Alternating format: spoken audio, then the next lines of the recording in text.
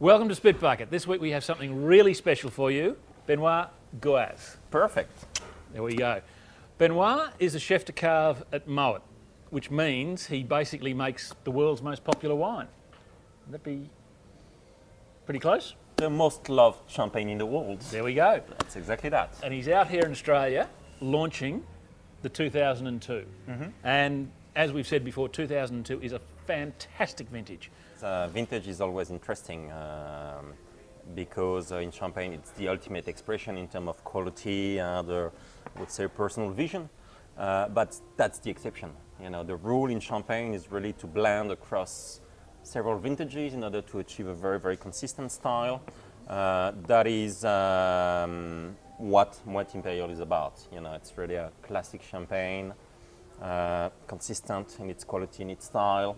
It's only the most complete blend you can achieve in champagne across the varietals, the villages, the years, and it's always the most challenging to create. You know, vintage being more about selecting the best wines from a single harvest. But what Moet is known for first and foremost, and what is our greatest challenge is clearly the Imperial.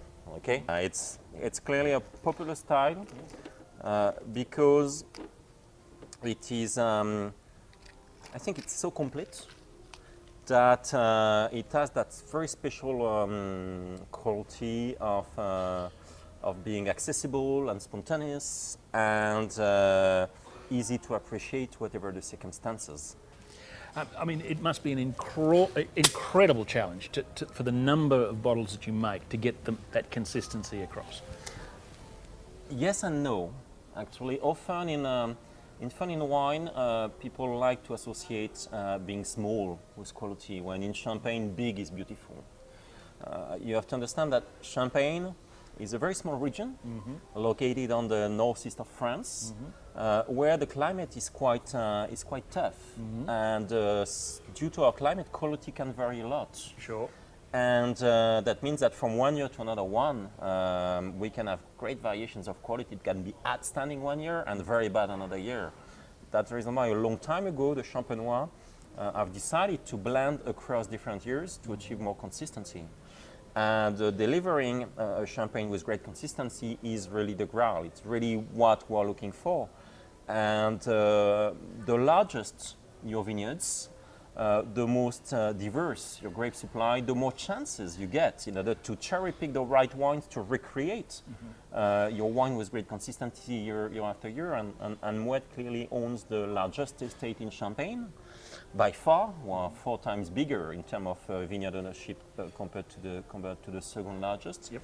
And we cover about 200 different villages in Champagne. 200. So if there is something good somewhere in Champagne, we have more chance than anybody else to get it. I guess now's a good time to talk about the collection, because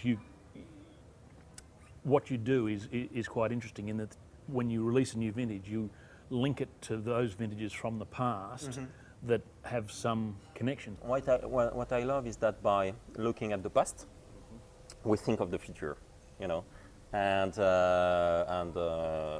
today 2002 is the present, but by tasting vintages from the past that have common characters, especially in the harvest conditions and in the way the wines are balanced, it helps to think of how the wine is going to develop in the years to come. So it opens up a spectrum of possibilities for the new wine, and it's quite fascinating. And that has been key, especially for the decision to create and then release 2003, because that was a challenging wine.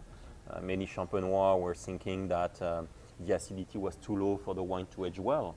And being able to go in our wine library, what I call the Grand Vintage Reserve, where we keep stocks, the largest collection of all vintages in Champagne, dating back to 1892, and being able to taste wines like 76, but also 59 or 47 that are other solar years, influenced by the sun and the heat, and wines coming from years that have been low in acidity, and to be able to taste that after 50 years, the wines are in a spectacular shape and have evolved so well has really helped to decide to go for 2003. And that's about the same idea with 2002. There is no doubt about the quality and the potential of 2002, but nevertheless, I'm always asked, how long is it going to taste good? How do you think it's going to develop? And I say, I don't know. You know, it's a living product, so I'm just convinced it has that potential, but exactly, I don't know. But being able to select in the past such wines, basically say, okay, it could be in between the 92, the 75, the 880, the 64. There are 4 wines that have common characters. Can you tell us what you see in the 2002? Give us a...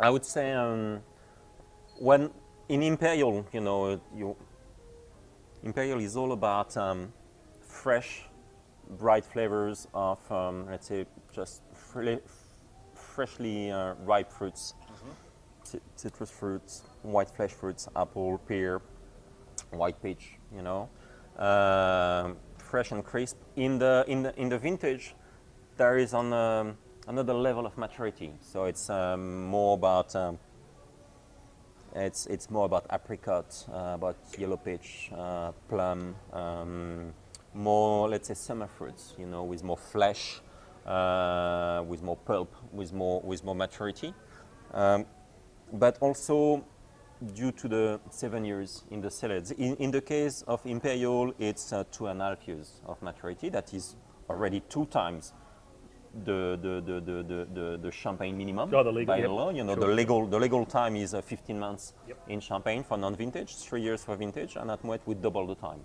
So it's 30 months, 2.5 years for Imperial, and 6 to 7 years for the vintage. But also the complexity coming from the yeast that is always elegant at Moet and Chandon. It's always in the universe of let's say pastry, with brioche, with croissant, with fresh nuts. In the case of O2, it has also some you know, smoky gray mineral characters, but always perfectly integrated with the fruit. We're not looking for one to overpower the other one. So you have the colorful flavors of the fruit on one side, and the more austere flavors of the yeast on the other side. Now, And some houses make their rosé by adding red wine to their standard, but you don't do that. we do it through the blending. Yeah.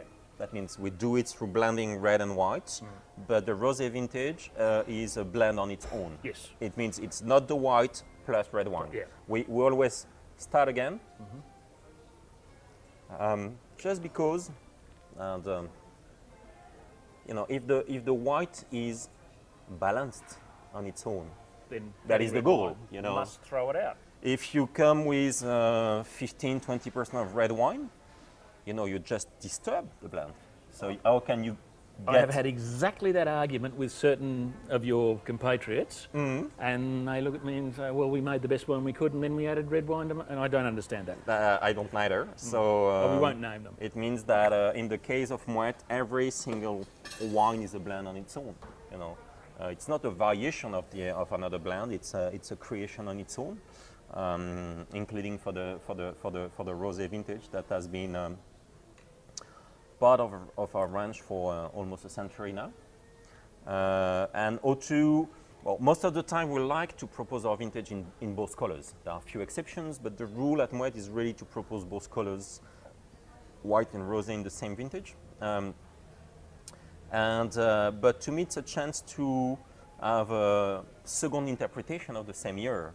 In the case of O2, the white is Chardonnay driven, well, up to 51% of Chardonnay, with 26 of Pinot Noir, 23 of Pinot Meunier, when the rosé is almost the opposite, as it is 51% of Pinot Noir, this time for 28 of Chardonnay and 21 of Pinot Meunier, because I don't want to be one to be the variation of the other. You know, they have to be two different wines, two different interpretations of the same year. The white is especially creamy. and silky and long. When the rosé first, the flavors are much more on the I wouldn't say fresh red fruits. There are some black fruits. You know, there is some black currant with the vegetal notes that comes with the There's black a bit currant. of raspberry, but you also get your black fruits as Yeah, well. yeah, and then the palate is more driven by the structure itself, but a very nice one. It's not a big tannins or there is no harshness at all, but it's slightly more vinous without being heavy at any time, and it gives a different focus and a different finish and persistency in the wine. Can you give us a quick rundown of what you're seeing in the rosé? Much more, colorful flavors. Clearly, I wouldn't say classic strawberry, rather raspberry, and moving up to blackberries, blackcurrant with more intensity and some vegetal characters. And this should age well as again. This should age and mature, and become more and more complex. It still has a great potential ahead. But I think it has reached a first level of maturity of character where it's open enough and developed enough on the palate, but yet is it on the white or more specifically on the structure for the rosé? Both wines still have a great potential ahead for such bottles that have been released, but I've kept good reserves of them in the cellars in Épernay in order to be sure that we will continue to taste them over the decades to come. So will there be rosé in the collection? Yeah. Fantastic. Yeah, it will come one day. We have just started to reserve the stocks a little bit later compared to the white, so it will be an addition one day. Okay. Benoit, thank you so much for coming on Spitbucket. This thing was about as useful as a chocolate teapot today. Let us know what you think. Thanks very much to Benoit. This has been fantastic, and we'll see you next time on Spitbucket.